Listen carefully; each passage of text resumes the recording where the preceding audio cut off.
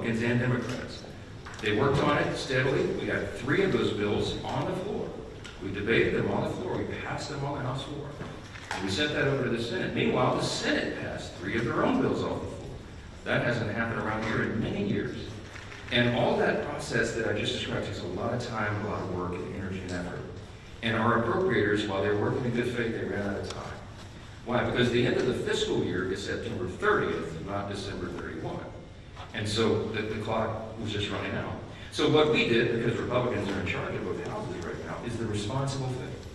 Leader Thune in the Senate and I in the House, we sat down with our appropriators and we said, let's come up with a simple stopgap measure to keep the lights on and keep the government open so that appropriators can finish this very healthy process for the people they represent. And so we put together a very simple, clean, continuing resolution. Why do we say it's clean? Because there's nothing to it. It's 24 pages. It's the bare minimum. It just says, keep the status quo, which, by the way, for all my Democrat friends, is the Biden-era policies and spending that we haven't been able to fix yet. We're in the process of getting appropriations done to repair all that, but we needed more time to do it. So, in a bipartisan fashion, Democrats and Republicans got together and said, you know what? Fine, let's extend this until November 21st. The Democrats in the House agreed to that. That was the date. We put that bill on the floor, we passed it out of the House in bipartisan fashion. And we sent it over to the Senate. Well, now we expected, I thought, that Chuck Schumer would do what he's always done. The man has served in Congress 3/4 of my life, I think. And he has given impassioned speeches over the year, most recently in March of this year, that you have to fund continuing resolutions. You can't shut the government down because it's irresponsible and painful to the American people. He was right in March. He is not right today. Which leads me to fact number 2. Fact number 1 was how we got here. Fact number 2 is why are we in this mess? Why did Chuck Schumer change his tune? And why is he now saying exactly the opposite of what he said 6 months ago? A picture's worth 10,000 words, okay? This is a copy of the Washington Examiner. Zoom in on that, all right? You can't see this at home. I just had this on my desk in a big stack. I found it. This is March. This is published March of 2025, March 26th exactly.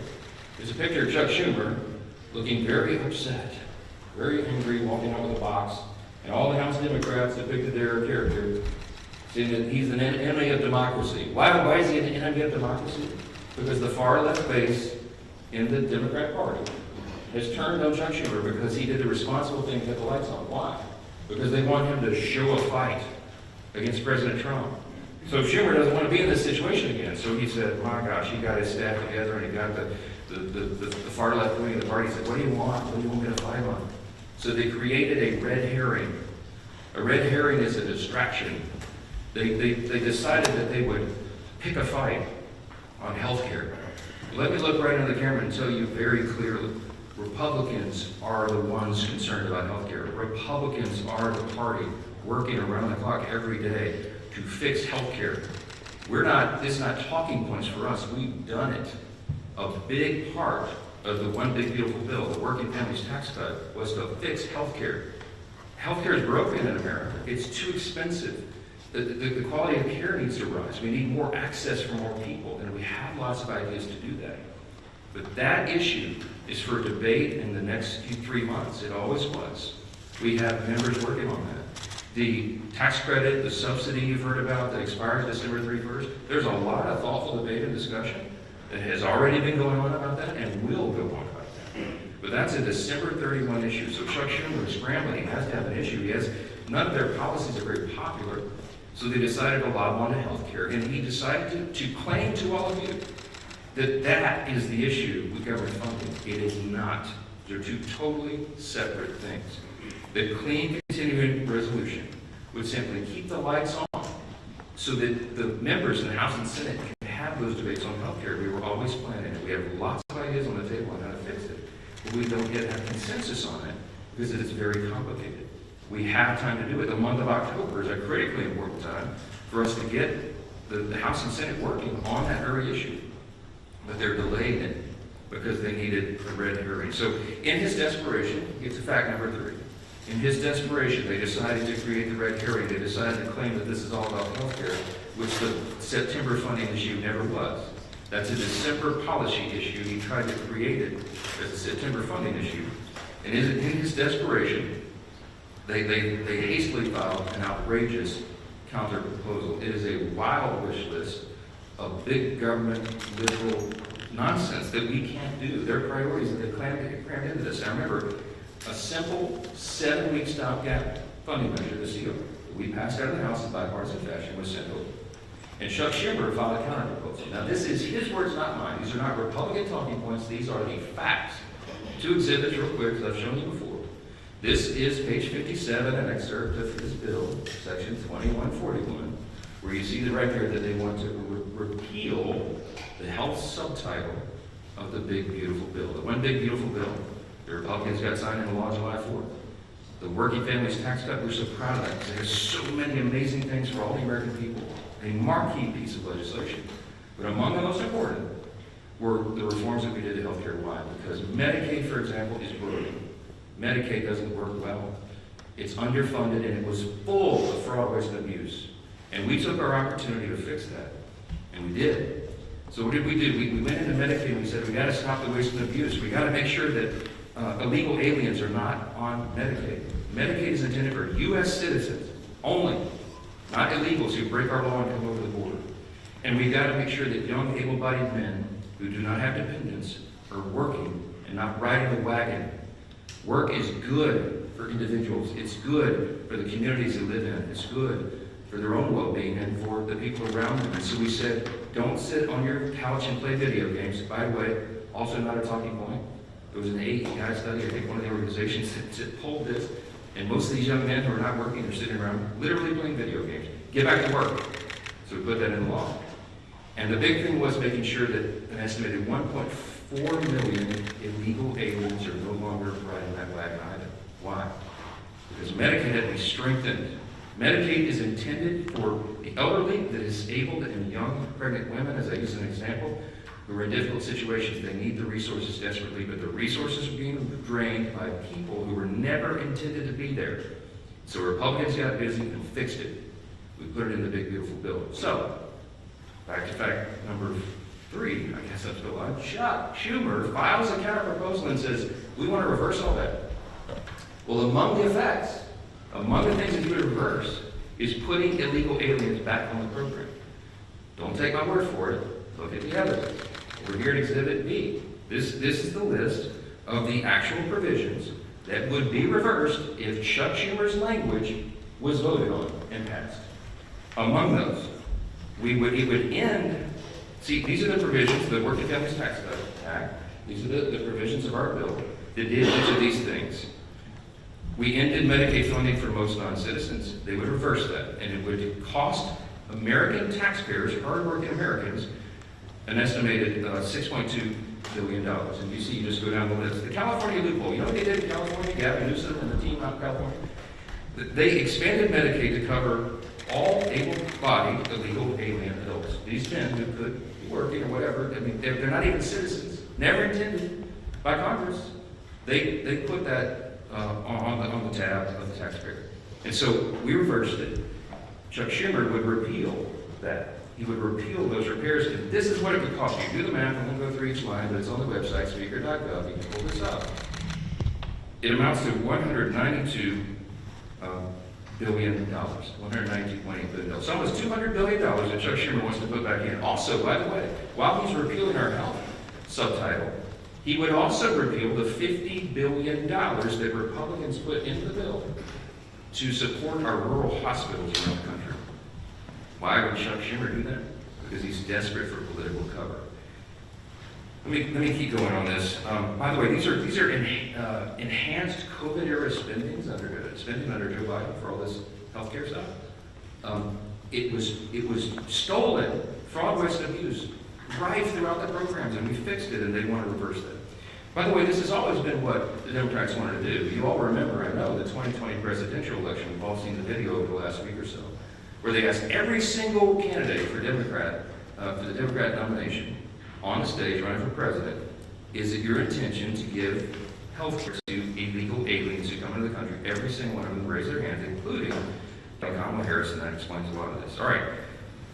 That's the facts. And I went on all the shows, I've been on all the programs, as many as I can, to just lay this out. And on some of these programs, I've been followed by Chuck Schumer or Hakeem Jeffries back and forth. Not one time have they been able to refute what they themselves put in writing. I hope that you will ask them about this. I hope that you will ask them, if it is indeed not your intention, why did you say that? Why did you do that? This is a key part of what they put into their counter proposal, which, by the way, amounts to $1.5 trillion in new spending that they want to strap onto a 7-week, simple, 24-page stopgap measure to keep the lights on so you can go to work. Fact number 5, don't ask me, because here's the answer. Why aren't you negotiating? There's nothing for us to negotiate. The House has done its job. The House Republicans right now are working hard in their districts all around the country. They're meeting their constituents' needs. They're going and explaining and providing the answers, and they're trying to help them navigate through this madness. Some of our Republican colleagues, we had a big conference call on Saturday. Many of them are working throughout. They're making trips to all their rural hospitals in their district to help them navigate and access this fund that Chuck Schumer is trying to take away. Republicans are on the job. We want to improve health care. We have ideas and plans to do that, to fix the COVID level madness and adjust Obamacare so that it works for more people, so you have higher access to care and the costs are reduced. And so they're doing that right now, but there's nothing for us to negotiate or to debate right now, because the House already did that. The House did its job. We passed our bill. We did the job to keep the government open, and now it's on the Senate Democrats. And that's the final fact, and I'll take your questions. Fact number 6, hold on, wait. It's just a tease. The ball, I have to finish my case. Here's my closing argument. The ball is in the court of the Senate Democrats. There's only a handful of people in the country who can solve this problem. There's 47 Democrats. Well, 46 and one who caucuses independent, I think. I lose track. But there's about 47 of them. They caucus together as Democrats, okay? Here's the problem, remembering from civics. We don't have enough Republican votes to fix this, because it takes 60 votes in the Senate to break this impasse, to open the government. There's only 53 Republicans in the Senate. We need some Democrats to be thoughtful and responsible and do the right thing. Because why? Because real people are being hurt in all these political games. As Chuck Schumer is trying to cover himself and not have another series of articles like this, okay? That's why this is happening. There's a trend in New York that Chuck Schumer represents of electing Marxists. They're about to elect an actual Marxist as the mayor of New York City, the once cradle of capitalism, the largest city in America. It's stunning. And I think it's stunning to Chuck Schumer, too, because while he's a far-left politician, he's not nearly as far-left as these guys, as they want him to be. And so he's trying to find political cover, and in doing that, he's hurting real American people. Who's being hurt? Women, infants, and children on their nutritional programs that are now stalled. Veterans' health services that they desperately need and demand. Go down the list. We've got our troops, Border Patrol agents, TSA agents serving, trying to protect America without pay right now. Half the federal civilian workforce is effectively laid off right now, furloughed. They can't go to work. They don't have the money. Chuck Schumer, for political cover, decided to turn off the funds. And real people are getting hurt. FEMA services, I keep saying this, because I live in a hurricane state. We're in the middle of hurricane season, and flood insurance policies cannot be renewed or purchased right now because Chuck Schumer's playing political games. This is real pain for real people. I can go on. There are articles written in the last 2 days. Some of your outlets wrote about low-income Medicaid or Medicare recipients, for example, who have been able to receive health care at home because we expanded that through telehealth and all that. All that is shut down. Yet people with autoimmune deficiencies who are also disabled, they cannot go visit the doctor's office. So thankfully, mercifully, they've been able to be treated at home. But all that just stopped. So people are canceling their health appointments with their physicians. It is vitally important for them to stay alive, because Democrats over here are playing games. We have one plea and one plea alone. We need a handful of Democrats to stop the madness, reopen the government, so that we can get to these critical debates about the year-end policy decisions with regard to the further reforms to health care. Plain and simple, that's where we are. That's the facts, and everybody can draw their own conclusions. Don't listen to the words of politicians. Look at the actual evidence and the facts. And I think the case is very clear. Yes, sir, because you're standing up. Go ahead. Jeffries just announced you to the debate on the House floor today. Do you see yourself debating him, or would you? When the poll says that about 13% of the people approve of your messaging, then you make desperate pleas for attention, and that's what Hakeem Jeffries has done. Look, my friend Hakeem had his shot. We debated all this on the House floor, as you know, before we passed our bill. He spoke for 7 or 8 minutes. He had all of his colleagues lined up. They gave it their best shot. They argued and they stomped their feet and screamed at us and all that.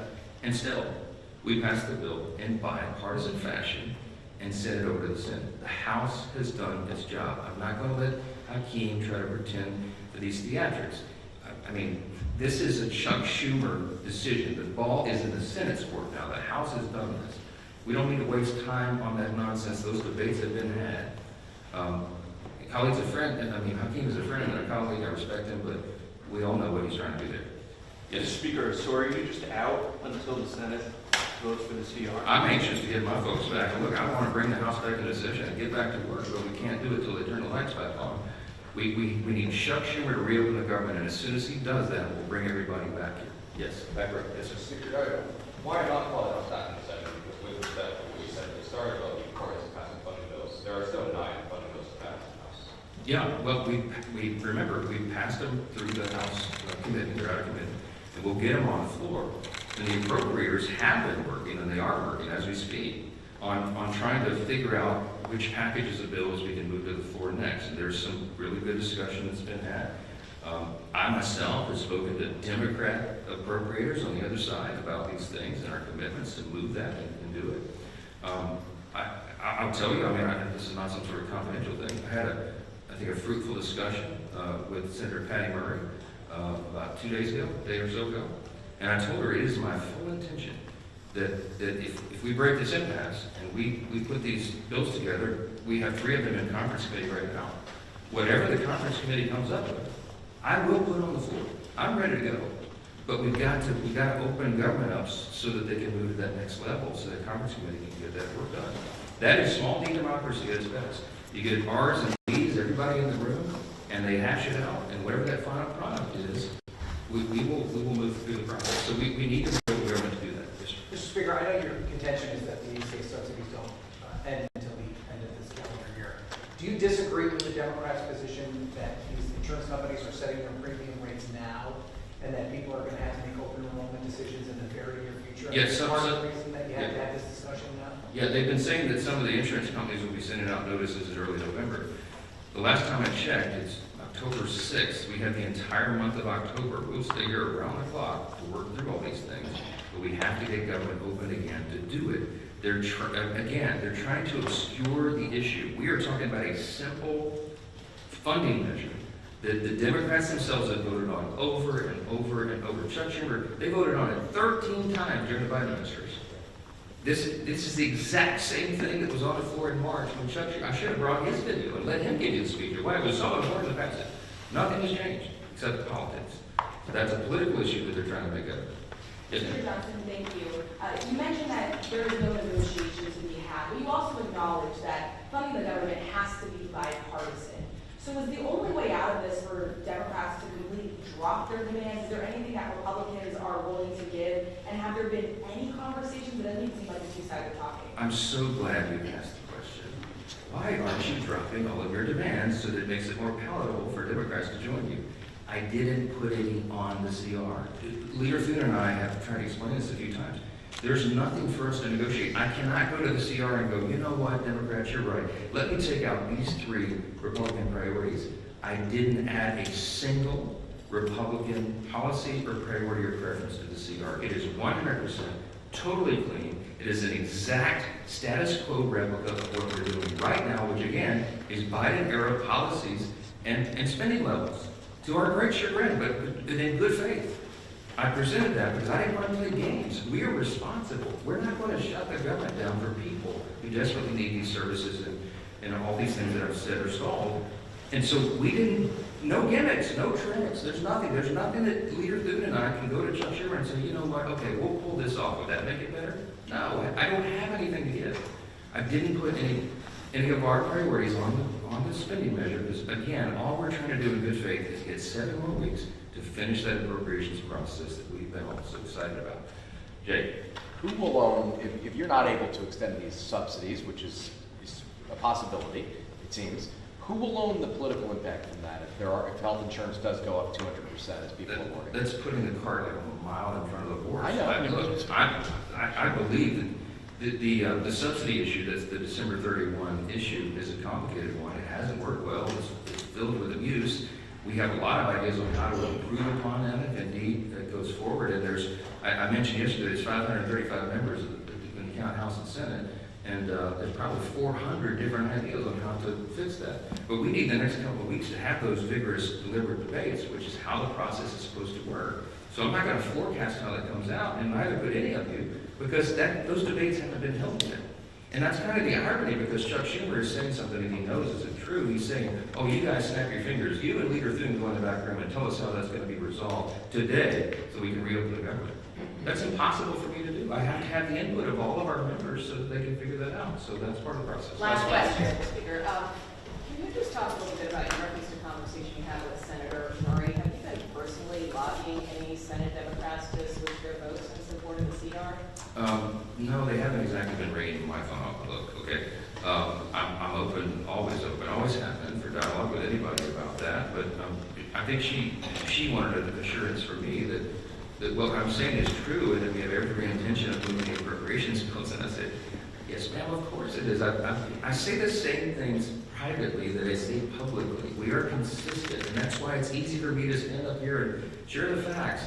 When the simple truth is on your side, you have nothing to hide from. I'm just presenting it to the American people. This is the fourth time we've done that. I hate to drag you all out and go through all the details, but I've got to put on the case over and over because repetition apparently is the key to this. People are starting to recognize this is not a Republican shutdown. It is a Schumer Democrat shutdown. Again, why? Because they needed political cover. It's shameless. It is sad. Real people are hurting, and it needs to end. They'll have another opportunity this evening, and I sure pray, I hope you all will, that a handful of additional common sense people on the Democrat side will change their votes, reopen the government, so we can get back to all these issues as we desperately want to do. Thank you all so much for being here. Thank you.